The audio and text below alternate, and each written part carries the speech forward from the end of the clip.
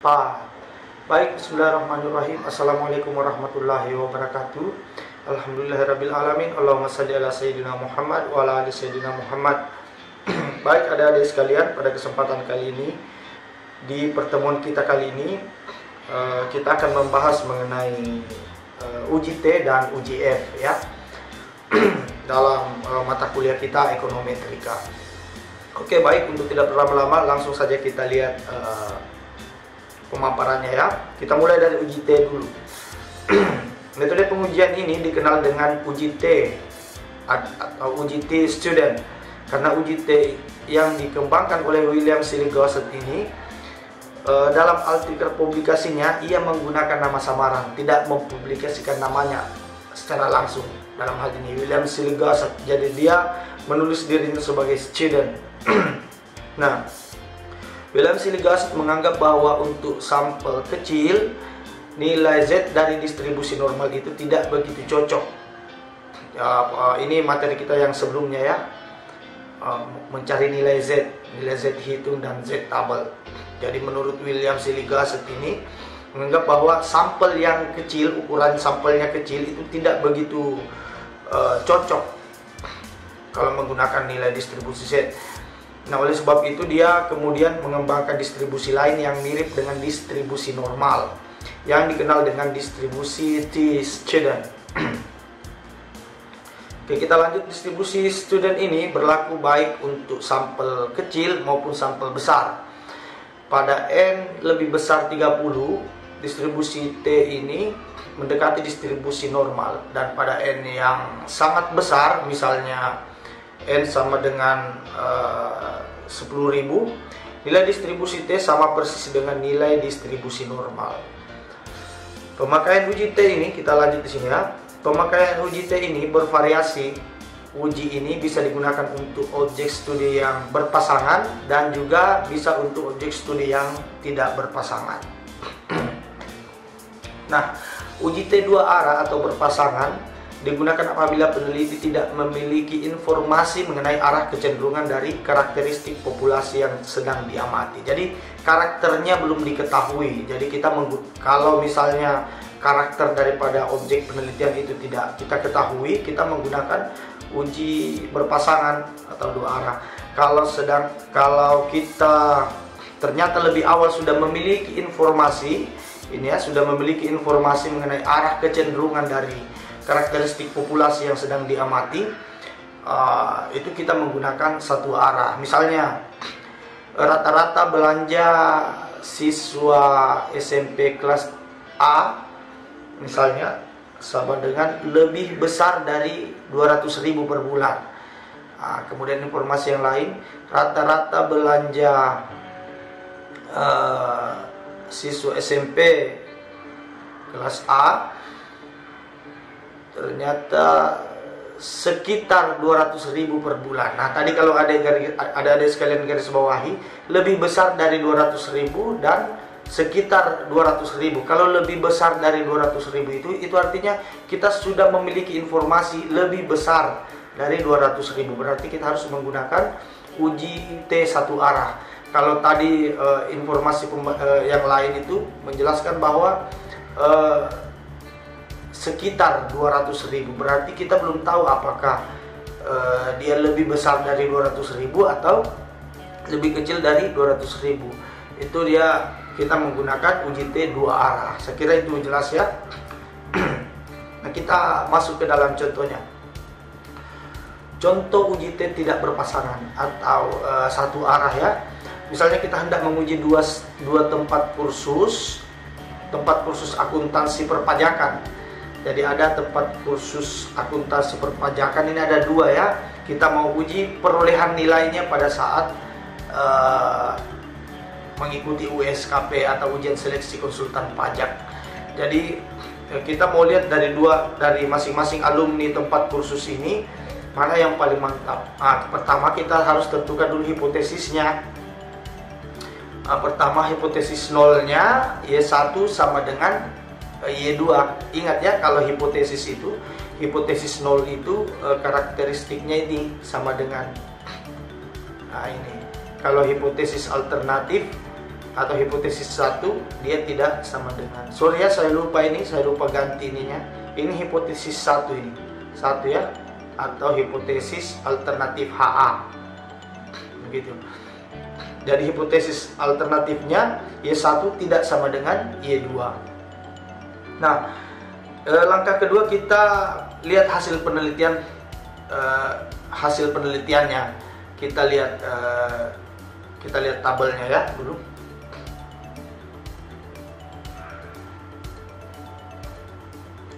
Nah ini dia tabelnya. Ternyata jumlah siswa dari siswa SMP itu yang kelas A itu ternyata ada 12 orang. Sorry. Tempat kursusnya maksudnya. Kita ambil sampel 12 orang dari masing-masing tempat kursus begitu secara acak ya, di random. Nah, di tempat kursus A ternyata nilainya 7 pada saat ujian USKP. Di tempat kursus B ternyata nilainya 8. Untuk sampel yang kedua, kursus A nilainya 6, tempat kursus B nilainya 6. Sampel yang ketiga, tempat kursus A nilainya 5, tempat kursus B nilainya 7. Dan begitu seterusnya ya. Ada perbandingan, ini perbandingan perolehan nilai pada saat ujian seleksi konsultan pajak tadi. Nah, langkah berikutnya kita menentukan rata-rata atau minnya. Y bar kita lambangkan dengan Y bar ya. Y bar ini 5,58 dari ini. Ini Y1 ini ya. Y1 kita tetapkan minnya 5,58 dengan cara kita begini ya. Kita untuk mengingat kembali pelajaran sebelumnya, ini sebenarnya sudah kita jelaskan. Ini sum, kemudian di blok, balas kurung, kemudian dibagi jumlah sampelnya. 12 kalau 12, kalau 15 di pembaginya begitu ya. Kita lihat. Nah, 5,58. Kita bulatkan ya. Kita bulatkan 5,58. Nah, ini dia. Nah, kemudian S1 ini adalah standar deviasinya. Nah, standar deviasi gimana caranya? Sama dengan STDF, standar deviasi dari ini, dari nilai ini ya, 0,996. Nah, begitu seterusnya. Y2 juga kita ambil rata-ratanya, kemudian ditetapkan standar deviasinya. Nah, langkah selanjutnya kita melakukan perhitungan atau T-hitung, mencari nilai T-hitungnya. Nah, dengan rumus Y bar 1 dikurang Y bar 2, kemudian dibagi standar deviasi 1 dikuadratkan, kemudian dibagi N1, kemudian ditambahkan dengan standar deviasi 2 dikuadratkan dibagi dengan N1. Ini ya, N1 maksudnya. N-nya. N itu jumlah sampelnya. Iya, jumlah sampelnya. Nah, sekarang kita ambil Y1 tadi sudah kita tetapkan 5,58 dikurang 6,92. Kemudian dibagi. Oh iya, ini hilang ya. Ini sebenarnya begini.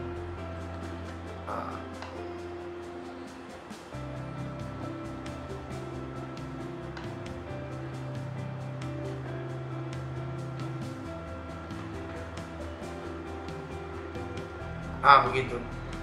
Nah, ini ditarik akarnya nanti kalau sudah ketemu S1 kita ambil 0,996 dari sini ya. Kemudian dibagi 12, ini 12 N-nya. N1 ditambah S2 ini 0,79 standar deviasi untuk ini Y2. Kemudian dibagi 12 juga karena sampelnya juga 12. Nah, ditemukanlah minus 1,34 dibagi hasil dari akar penjumlahan ini, kemudian ditarik akarnya sama dengan 0,367522. Kemudian hasilnya adalah min 365. Jadi sudah ditemukan T hitungnya minus 365. Nah, kita kembali ke sini ya. Nah, setelah itu kita lihat nilai T tabelnya sebagai nilai pembandingnya. Tadi kan sudah kita temukan T hitungnya. Sekarang kita lihat T tabelnya. Cara melihatnya adalah lihat ya. Pertama kita lihat kolom 0,025. Ini alfanya. Alfa yang sudah kita tetapkan. 0,025 pada tabel 2. Nilai alfa ini berasal dari 0,05 dibagi 2. Kenapa dibagi 2? Karena hipotesis alternatifnya kita adalah hipotesis dua arah. Jadi dua arah.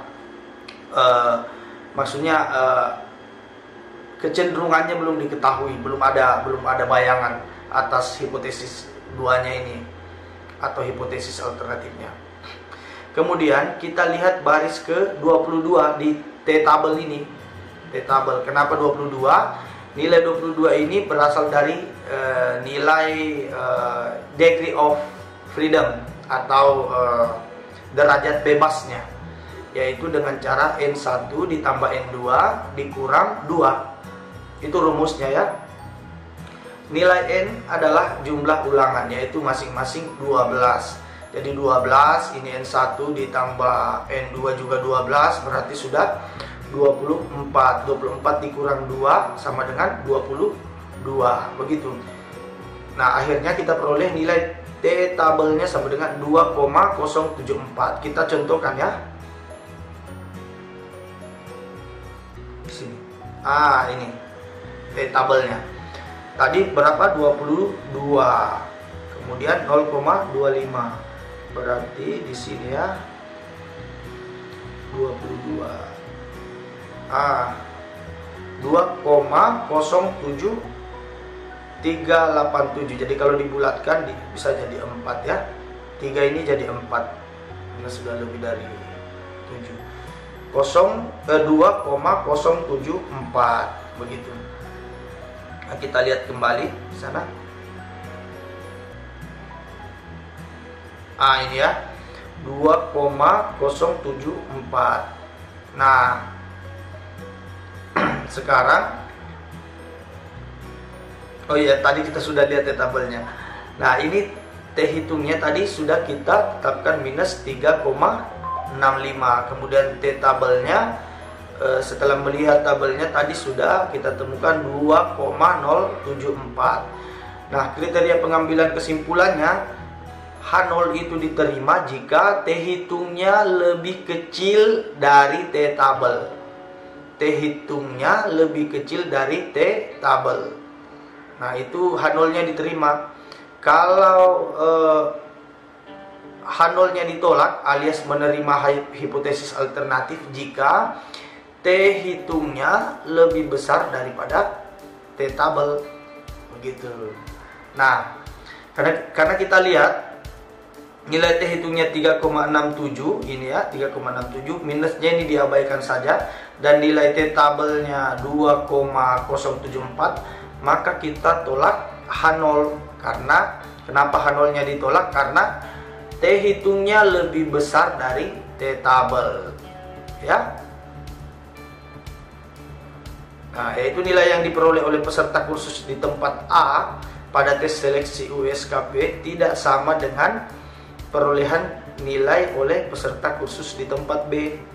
Nah, sudah kita bisa tetapkan ini dari hasil penelitian kita. Lebih lanjut mengenai hasil penelitian kita itu, kita lihat bahwa rata-rata oleh peserta kursus di tempat B lebih tinggi. Saya ulang ya, lebih lanjut kita lihat bahwa rata-rata nilai oleh peserta kursus di tempat B lebih tinggi daripada nilai yang diperoleh peserta di tempat kursus A. Nah, dengan demikian kita dapat menyimpulkan bahwa keluaran tempat kursus B itu lebih baik daripada keluaran tempat kursus A untuk persiapan ujian USKP. Begitu prosesi penetapan kesimpulannya. Jadi ini berlaku umum ya, adik-adik boleh melakukan penelitian juga dengan judul-judul yang lain begitu. Nah, saya kira mengenai uji T ini sudah aman. Uji T, jika sekiranya ada hal-hal yang pengen ditanyakan silahkan bertanya nanti.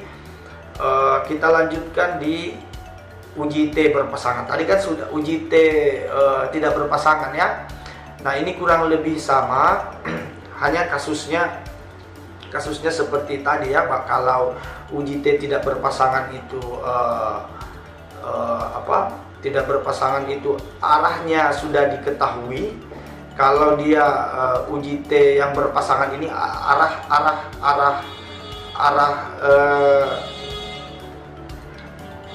penelitiannya kita belum tahu, apakah misalnya dari contoh tadi 200.000 belanja diperkirakan untuk anak-anak SMP kelas 3, kelas A.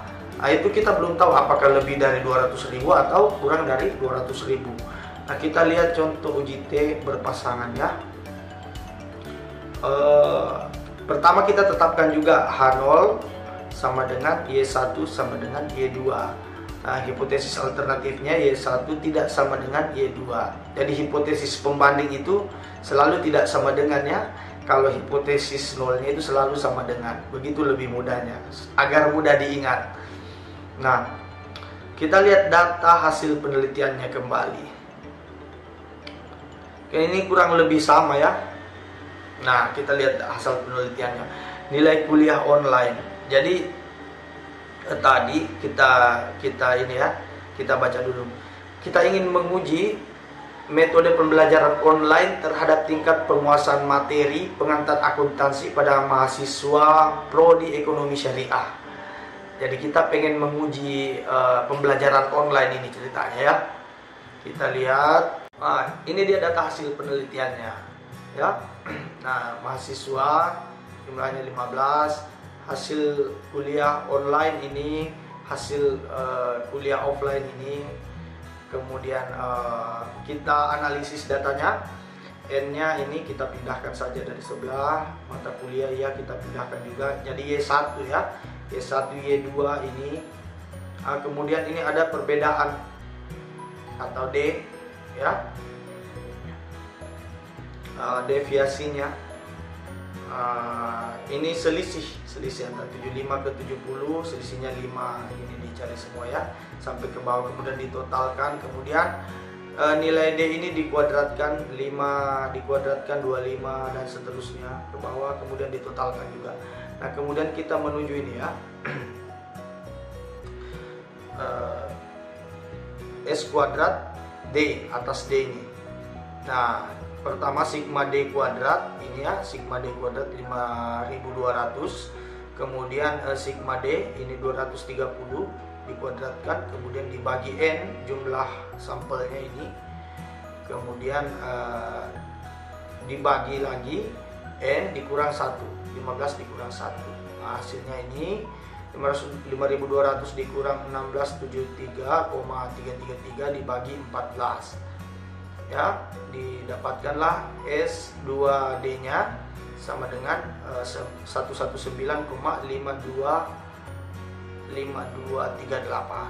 Nah, S kuadrat, cara menghitung S kuadrat ini sama dengan akar S kuadrat D dibagi N ya.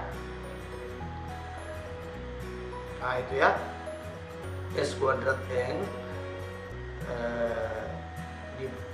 dibagi S kuadrat D dibagi N. Nah, 1 ini diambil ya, diambil kemudian dibagi 15 sama dengan akar 7,968254. Kemudian ditemukanlah hasilnya 2,82281. Nah, T hitung, sekarang kita mencari T hitungnya karena nilai ini sudah ditemukan ya. T hitung rumusnya Y bar 1 dikurang Y bar 2 dibagi S. S-nya ini tadi ya, sudah kita temukan. Berarti Y1 nya berapa tadi? 53,67 ya, ini. Kemudian Y2 nya 69 ini ya. Oke. Ini rata-rata ya, rata-rata dari nilai ini, rata-ratanya. Y bar itu rata-rata. Nah, ini diambil dari sini, S, nilai S-nya. Kemudian ditemukanlah hasilnya minus 5,43076. Nah, kita kembali ke sini ya. Nah, setelah itu kita lihat nilai T tabelnya. Nah, tadi kan sudah kita lihat T hitungnya. Nah, ternyata nilai di T tabel itu besarnya 2,14479. Mari kita lihat sama-sama ya. T tabel. Oh sorry, tadi kita tidak ingat berapa. 15. 15 ya. Di kolom 0,025 di baris ke-14. Di baris ke-14 0,025. Nah, berarti ini 2,14479. Kita cek. Benar ya, 2,14479. Nah, sekarang kita lanjutkan. Karena T hitungnya sudah diketahui 5,303,076 tadi ya. Kemudian T tabelnya 2,14479. Nah, kemudian kita ambil kesimpulannya.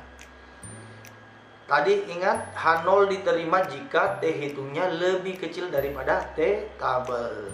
Nah, kita lihat ini lebih besar T hitungnya, berarti kita tolak H0 dan kita terima hipotesis alternatifnya karena T hitungnya lebih besar dari T tabelnya. Nah, ini ya, ini penjelasan ini. Minusnya diabaikan saja, ini minusnya. Nah, dengan demikian ditetapkanlah bahwa Y1 tidak sama dengan Y2. Dalam hal ini tempat khusus 1 tidak sama dengan tempat khusus bukan tempat khusus ini. Hasil nilai kuliah offline tidak sama dengan hasil kuliah nilai online yang digelar secara online. Jadi keterangan atas pengujian ini adalah nilai kuliah offline tidak sama dengan nilai kuliah online. Lebih lanjut, kita lihat bahwa rata-rata nilai perkuliahan offline lebih baik daripada nilai perkuliahan online. Begitu ya. Secara lengkap kita dapat menyimpulkan bahwa metode pembelajaran offline ternyata dapat meningkatkan pemahaman mahasiswa terhadap materi ajar pengantar akuntansi. Begitu lebih lanjutnya. Nah, tadi ini kalau kita mau buat kurva loncengnya, kalau yang satu arah itu dia posisinya begini, atau sebaliknya kalau dia negatif di sini, kalau dia positif di sini. Kalau yang dua arah begini, diperkirakan contoh tadi yang 200 ya, rata-rata belanja siswa 200.000 itu, apakah dia lebih kecil dari 200.000 di sini atau lebih besar dari 200.000 di sini? Begitu ya. Nah, saya kira untuk materi uji T sudah aman. Kemudian kita masuk sedikit ke uji F. Nah, uji F ini lebih awal saya tegaskan bahwa ini digunakan pada regresi linear berganda. Karena uji F ini digunakan untuk mengetahui apakah variabel independen secara bersama-sama berpengaruh secara signifikan terhadap variabel dependen. Ingat ya, variabel dependen dan independen.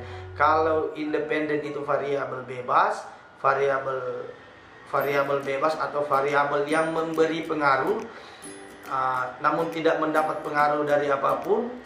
Kemudian variabel dependen itu adalah variabel yang dipengaruhi atau variabel terikat. Nah, untuk digunakan untuk mengetahui apakah model regresi dapat digunakan untuk memprediksi variabel dependen atau tidak. Jadi signifikan berarti hubungan yang terjadi dapat berlaku untuk populasi, dapat generalisasikan, begitu ya. Nah, caranya ini kan ada F hitung dan F tabel juga kurang lebih sama dengan uji T tadi apakah yang berpasangan atau yang tidak berpasangan sama saja. Hanya saja rumus F hitungnya ini rumusnya. F hitung sama dengan R kuadrat. R kuadrat ini adalah koefisien determinasi dibagi K atau jumlah variabel independennya. Ini untuk regresi linear berganda ya, atau variabelnya itu lebih dari satu, begitu ya. Artinya variabel yang memberi pengaruhnya itu lebih dari satu. Kalau regresi linear sederhana seperti materi kita sebelumnya, dia hanya satu-satu, antara ini berpengaruh dengan ini. Jadi kalau dia regresi linear berganda, antara tiga ini misalnya, tiga ini apakah berpengaruh secara berpengaruh ke sini atau tidak.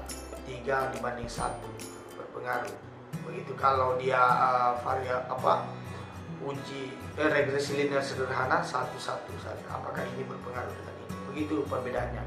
Nah, sisa kita mencari F hitungnya tadi ya, dibanding saya ulang ya, koefisien determinasi dibagi K jumlah variabel independennya, kemudian dibagi dengan 1 dikurang R kuadratnya atau koefisien determinasi, kemudian dibagi dengan N kurang K jumlah data atau kasus N-nya, jumlah datanya dikurang dengan jumlah variabel independen, kemudian dikurang 1. Itu F hitungnya, kemudian dibandingkan dengan F tabelnya.